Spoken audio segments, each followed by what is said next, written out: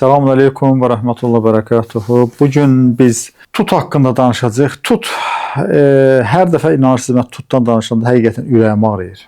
Niyə ürəyim ağrıyır? Deməli, istəyir rayonlarda olsun, istəyir Bakıda olsun. Elə görürsən ki, tut yetişib, hamısı tökülüb altına, məhv olur, gedir. İnanırsınız, çox nadir hallarda görərəm ki, kimsə onu çırpır, yığır. O qədər faydalı bir bitkidir ki, tut həqiqətən o qədər faydaları var ki, yenə də mən bir borc olaraq faydaları sizə çatdırım inşallah və onun heç olmasa ondan sonra bəlkə də yığıb həm qurusunu istifadə edə bilərsiniz, həm bişirib bəhməzini istifadə edə bilərsiniz. Hətta yarpağın belə yığıb qurub istifadə edə bilərsiniz. Həqiqətən Allahın bizə verdiyi bir nemətdir. İnanırsınız, bir nemətdir. Uşaq vaxtı biz nə qədər tut yeyirdik. Mən sonra Bakıda Tibb Universitetinə qəbul oldum. Gəldim, gördüm, Bakıda gördüm, tut satırlar. O qədər mənə qəribə gəldi ki, tutu da satarmışlar. İndi tut üzrə həsrət olmuşuq. Amma həyatımda bir dənəsini əhmişəm, gətirib, əlhamdülillah. Yaxşı da tutdu. Deməli, tutun faydaları nədir? Tut ürək üçün çox faydalıdır. Birinci növbədə onu deyim. Ürək üçün çox faydalıdır. Çünki həm bizim üçün pis xolesterin dediyimiz pis xolesterin LDL var. Onun miqdarını aşağı salır. Və bizim üçün yaxşı xolesterin, yəni pis xolesterin dediyimiz LDL böyük molekullu xolesterin kütlələridir. HDL isə kiçik molekullu xolesterin hüceyrələridir. Amma bunlar bizim üçün faydalıdır, o balaca hüceyrələr. Çünki onlar damar mənfəzini tutmur, əksinə damar mənfəzini daha çox sürüşkən eləyir. Ona görə faydalıdır. Amma böyük molekullu hüceyrələr isə, LDL-lər isə damarı tutur, damarı daraldır, mənfəzini daraldır, təzyiqi qaldırır və bəzi hallarda infarkta, bəzi hallarda insulta səbəb ola bilir. Deməli, LDL bizim üçün faydalı olan, daha doğrusu bizim üçün ziyanlı olan LDL aşağı salır, bizim üçün faydalı olan HDL isə qaldırır. Tutun meyvəsini, yəni təzə tutun meyvəsini yeməkdən danışıram. Bundan başqa tut yeyən hər bir insan görür ki, tut yeyəndən çox tut yeyibsə qarın ağrısı olur, ishal əmələ gələ bilir və yaxud da qəbizlik əleyhinə bir təsirini hamı görür, təzə tut yeyənlərin görür. Niyə? Çünki tut meyvəsinin tərkibində bağırsaqlar tərəfindən əmilə bilməyən selluloza var. Həmin bu sellulozanın hesabına bağırsaqların hərəkət funksiyasını artırır, tonusunu artırır və nə olur? Qəbizliyi aradan qaldırmış olur. Eyni zamanda bu xüsusiyyət tut qurusunun özünə də aiddir. Yəni tut qurusunu da biz yeyəndə bu faydaları almış oluruq. Çox maraqlı bir dənə də tut haqqında bir məlumatı çatdırım ki, tut çox şirin bir meyvədir. Normalda şirin meyvələr təzyiqi qaldırır. Amma tutun özünü yemək və yaxud da ki, tutun qurusunu yemək təzyiqi isə əksinə salır. Bax, belə bir xüsusiyyəti də var. Bunu da mən deyim ki, biləsiniz. Eyni zamanda tutun tərkibində bol K vitamini var. Yəni, K vitamini demək nə deməkdir? K vitamini nəyin tərkibində bol varsa, bu sümük iliyinə təsir göstərək qırmızı sümük, qırmızı qan hüceyrələrinin miqdarını artırır. Məsələn, qan analiz eləyəndə biz qan analizində baxırıq. Məsələn, eritrositlər, leykositlər. Leykositlər ağ qan hüceyrələridir. Təbii ki, bunlar da bizim üçün çox faydalıdır. İmmun sistemimizi formalaşdırır. Amma eritrositlər qırmızı qan hüceyrələridir və bunlar özündə zəngin dəmir daşıyır. Anemiya xəstəliyin müalicəsində, məsələn, yorğunluqda, halsızlıqda, qan azlığında, məsələn, oturub duranda göz qaralması kimi hallar baş verirsə, bizə nə lazımdır? Bizə lazımdır hemoqlobin dəyərlərini, dəmir dəyərlərini qaldıraq. Bunun üçün nədir? Tut meyvəsi yemək çox faydalıdır. Deməli, tut həm HCG deyirik, hemoqlobin dəyərini qaldırır, qanda dəmirin miqdarını, yəni ferrum dəmirin miqdarını qaldırır və fol turşusunun miqdarını qaldırır. Ona görə də bütün qan azlığından əziyyət çəkən insanlar bol tut yesinlər.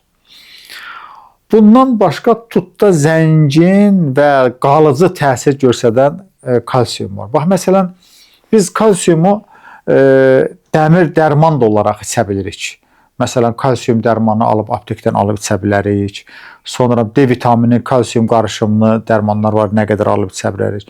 Amma tutun tərkibində kalsium isə qalıcı bir təsir göstərir. Ona görə də bütün osteopeniya, osteoporoz, kimin xəstəliklərdən əziyyət çəkən insanlar üçün tut yemək, tut qurusunu çox istifadə eləmək, tut qurusunu qaynadıb şirəsini içmək, tut yarpağını dəmləyib şirəsini içmək belə çox faydalıdır.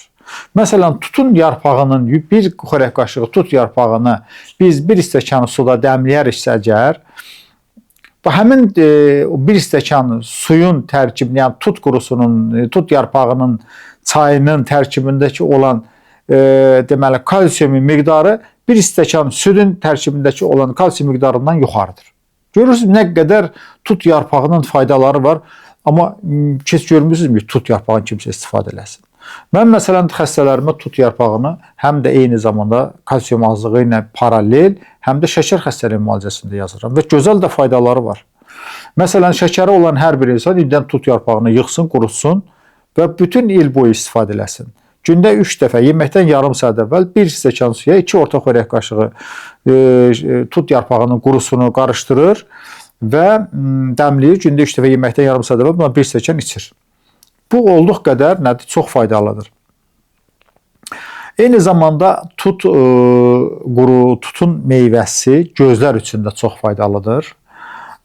Bunu artıq bir sıra alimlərimiz, bizim bir sıra alimlər araşdırıblar və görüblər ki, tut meyvəsinin, təzə tut meyvəsinin tərkibində zeaksantin adlı maddə var və bu maddə uzaq görməni daha da çox yaxşılaşdırır.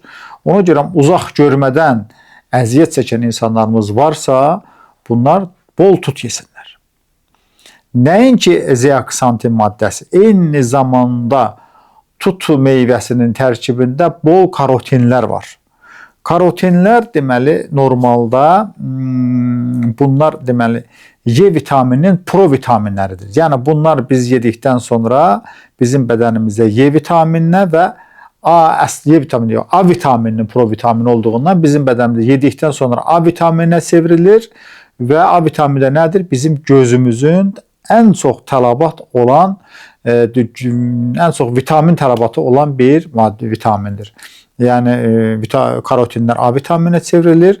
Eyni zamanda ümumiyyətlə A və Y vitaminləri həmişə bir-birinə paralel olur. A vitamini çatmırda çox vaxt Y vitamini də çatmır və yaxud da Y vitamini çatmırda A vitamini də çatmır. Çünki bunlar hər ikisi yağda həll olan vitaminlərdir. Deməli eyni zamanda tut meyvəsi həm də cinsi zəifliklər zamanında istifadə olunur. Çünki Y vitamininin də mənbələrindən biri kimi sayılır. Tut tərkibində həm də bol maqnezium vardır. Bu maqnezium nə edir bizdə? Maqnezium bax məsələn əzələ ağrılarında, əzələ krampları deyirik, qıcolmalar deyirik. Bax məsələn elə adamlar var gecələr yatanda baldırlarında daha çox, ayaqlarında, bəzən qollarında qıcolmalar olur. Bax bu qıcolmalar çox keçirdən insanlarda çox vaxtı maqnezium çatışmır. Həm maqnezium çatışmır və yaxud da bu insanların əzələsinin bağ olan hissəsində, yəni sümüyə bağlanan olan hissəsində iltihab ocaqları var və bu iltihab ocaqlarını da aradan qaldırmaq üçün tut qurusunun suyunu içmək lazımdır. Qaynadıb suyunu içmək lazımdır. Və yaxud da tut qurusunun özünü yemək lazımdır. Eyni zamanda tutun özünü və qurusunu bol-bol istifadə edən insanlarda maqnezium defisiti aradan qalxır. Və bu insanlarda əzələ və sümük ağrıları zaman-zaman yavaş-yavaş aradan qalxaraq normal hala dönür. Biz tut qurusunun qaynadmış suyunu eyni zamanda poliartrit xəstəliklərindən, yəni artrit xəstəliklərindən əziyyət çəkən insanlara təyin edirik. Bu məsələn, tutalım ki, əlimizdə artritdən dolayı şiddətli ağrılar var, əl barmaqlarımızda ağrılar var. Siz bir ovuc tut qurusunu götürürsünüz, bunu 3 stəkan suda qaynadırsınız və əlinizi onun içində saxlayırsınız. Eyni zamanda həmin dozanda bir dəfə də qaynadıb içirsiniz. Hətta məsələn poliartrit xəstəliklərində tək adamın bir oynağı ağrımır ki, ona görə ona poli deyirlər ki, poli yəni çoxlu oynaqların iltihabı ilə gedən xəstəlikdir. Ona görə də sizin üçün ən gözəl resept odur. Mən sizə bir dənə gözəl resept deyəcəm. Hər il bu resepti mən demək olar deyirəm, ola bilər 2 ildən bir deyirəm. Bir çox xəstələrim istifadə ediblər və çox gözəl nəticələr var. Bax, bunu mən sizə deyim, bu eşq ədəbiyyatlarda da yoxdur. Deməli, 4-5 vedrə tutu yığırsınız. Bax, təzə tut 4-5 vedrə yığdınız. Tökün bir boçkuya və yaxud da ki, bir köhnəlmiş hamam vannasına, o belə sidiyaş vannalar elə yarımçıq vanna balaca, ona o töksəniz əladır. Lap 5-6 vedrə yığsanız lap yaxşıdır. Yığın ora, qoyun qalsın günün altında. Gündə 2 dəfə, 3 dəfə onu bir dənə qarışdırın, vəssalam. Və yaxud da yekə böyük qazanlar var. Bizdə Naxçıvanda ona tiyan qazanlar deyirlər, məhlis qazanlar. Ona da tökə bilərsiniz. Orada qalır, bir həftədən 10 gündən sonra yavaş-yavaş başlayır qıcqırmağa. Qıcqıranda ondan çaxır iyi gələcək. Ondan sonra bir ayda keçəndən sonra qarışdırmağa yenə gündə 2 dəfə, 3 dəfə daha qarışdırmağa davam eləyin. Artıq bir ayda keçəndən sonra ondan sirkəyə gələcək. Bax, o sirkəyə gəlməyə başlayanda siz gündə bir dəfə yarım saat girin, oturun onun içində. O qədər onun əzələ və sümük sisteminə faydaları var ki, o qədər faydaları var ki. Deməli, revmatizma, revmatoid poliartrit, artritlərin bütün növləri, artroz xəstəliyindən əziyyət çəkən insanların hamısı üçün, əzələ sümük ağrılarından əziyyət çəkən insanlar üçün çox faydalıdır. Hətta dəri xəstəliklərindən əziyyət çəkən insanlar üçün belə həmin deməli o vannanı elə olunması və eyni zamanda tut meyvəsinin bol-bol yeyilməsi dərini gözəlləşdirir. Həmin vannanı da eləyəndə dəriniz daha da üstdən də gözəlləşəcək. Elə bilin ki, bir 10 il cavanlaşasınız. Bax, belə gözəl bir, bunun da faydaları var. Bunu da sizin nəzərinizə satdırım. Tutun, gör nə gözəl, nə qədər faydaları var. Bizim bunlardan xəbərimiz yoxdur. Tut həm də bizim beynimiz üçün çox faydalıdır. Niyə? Ümumiyyətlə tərkibində kalsiumdur, sonra C vitamini, bol C vitamini var, sonra mineralların hamısı var. Bunların hamısı olan qida vasitələri, əsasən də meyvələr, gili meyvələr bol antioksidantlar daşıyır. Və bu antioksidantlar daşıdığından dolayı bizim beynimizin də buna çox ehtiyacı var. Ona görə də tut meyvəsində araşdırmalar aparılıb. Nə qədər tut meyvəsində araşdırma aparıblar ki, tutdan çox istifadə edən insanlarda düşünmə gücü daha da artır, zəka daha da artır, dərinləşir. Yəni, yaddaş itmə gecikir. Bax, insanlar var, məsələn, görürsən ki, 30 yaşında, 40 yaşında artıq bir dənə telefon nömrəsi yadında saxlaya bilmir. Niyə? Düzgün qidalanmır. Əsas bizim yaddaşımızı normal saxlayan düzdür, beyin vərdişləri də var. Və bununla dolayı da bizim beynimizin bol antioksidantları olan tələbatı var. Bu antioksidantlar deyəndə insanlarımız bəziləri, bəzən mənə də sonra deyirlər ki, antioksidant çox deyirsiniz, doktor, bu bizi çaşdırır. Bax, mən antioksidant, indi mən sizə bir dənə antioksidantın özəlliyini deyim. Görün nə qədər bunun özəlliyi var. Bax, məsələn, biz apelsin alıb yeyirik. Banan alıb mağazadan da, təbii ki, banan alıb yeyirik. Sonra nə alırıq?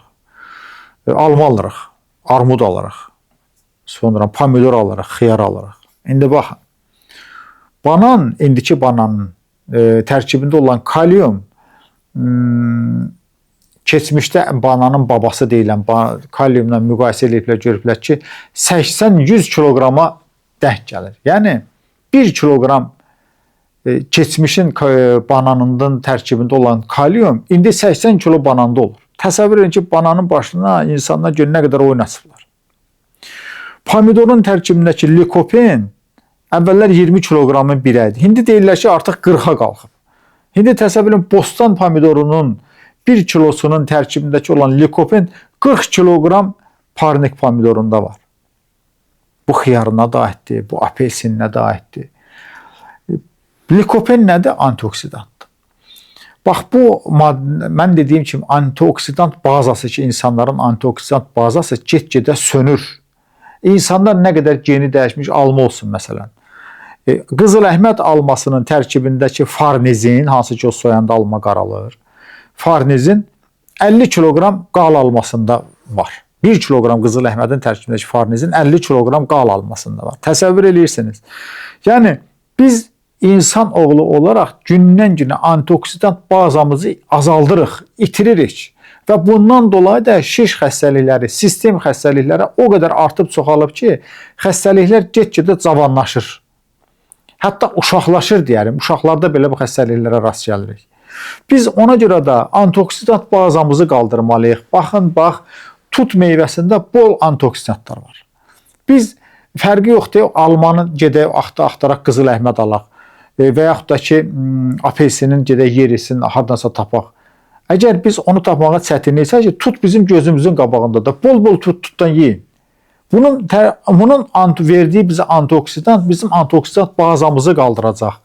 Və biz bundan sonra apelsin də yesək, o bostan pomidoru tapmırıqsa, parnik pomidoru da yesək, onun tərkibində zəif olan antioksidantlar bizə o qədər ziyanlı təsir, bizim antioksidant bazamızı qaldırmasa belə, tut bizim antioksidant bazamızı qaldıracaq. Yəni, bax, ona görə də belə bizim qədimdən qalmış, geni ilə insanların oynamadığı nə qədər təzə meyvələr, gilə meyvələr var, onlardan bol-bol yiyin. Bax, indi məsələn, birazdan indiki çiyələyi mən məsələn yeməyə məsləhət görmürəm. Amma birazdan balaca çiyələri çıxacaq, ondan bol-bol yiyin. Sonra qara qarağat, qırmızı qarağat çıxacaq, böyürtkən çıxacaq. Bax, bunlar bol-bol antioksidant meyvələrdir. Sonra Rus alçası deyirik. Onun bir dənə də adı nə idi? Motmotu. Onun tərkibində o qədər antioksidant var ki. Yəni biz özümüz, öz uşaqlarımıza, özümüzə antioksidant bazamızı qaldırmaq üçün bu gilə meyvələrini çox yeməliyik. Nə qədər çox yesək, bir o qədər də çox faydalıdır. Bəlkə də biraz qırağa çıxmalarım çox oldu. Biraz sizi yordum. Amma ki, bu mənim üçün çox maraq. Ona görə deyirəm ki, tutun, görəndə ki, bax, tut ağacın altında elə məhv olur, vallahi heyfim gəlir. Bunları yığın, bəhməz pişirin. Bax, məsələn, keçən dəfə bir-iki ay olar bundan qabaq, qəribə məqalələr mənə atırdılar ki, tanıdıqlarım ki, tut bəhməzi ziyandır. Tut bəhməzinin heç bir ziyanı yoxdur. Heç bir ziyanı. Tut bəhməzi, tutun tərkibində olan mineralların qatılaşmış bir formasıdır. Düzdür, tut bəhməzi qaynadanda tərkibindəki olan vitaminlər parçalanır, amma mineralların heç biri parçalanmır, olduğu kimi qalır. Tutun tərkibində bol mineralların hamısı olduğu kimi qalır və bunu biz özümüz yeyirik, uşaqlarımıza verə bilərik. Bu minerallardan dolayı da bunun çox faydaları vardır. Tut bəhməzindən çox-çox istifadə edin, yığın bəhməz hazırlayın, yarpaqlarını dediyim kimi hazırlayın. Hətta tutun sirkəsini hazırlayın. Mən bir dəfə tut sirkəsi hazırlamışam. Deməli, tut sirkəsi eyni miqdarda, bax, məsələn, 5 kiloqram tut sirkəsi alın, tut meyvəsi alın, yığın, 5 kilo da alma yığın. Bunların hər ikisindən sirkə düzəldin.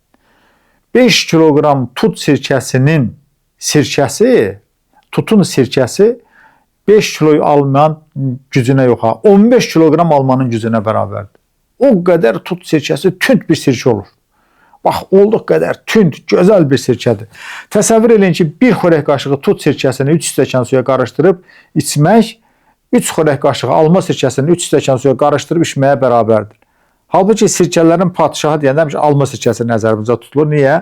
Tərkibində bol pektin var. Ondan dolayı deyirik ki, alma sirkəsi. Amma tut sirkəsi ondan da zəngindir, ondan da qatıdır. İstifadə edəndə görəsiniz. Nəsə, sağ olun, Allah hamıya şəfa versin, biz də içində. Bəlkə də biraz çox danışdım. Amma tutdan nə qədər danışsan doymaq olmur. Çox faydalı bir bitkidir. Çalışın, bol-bol yiyin. İnşallah. Selamun aleyküm və rəhmətullah.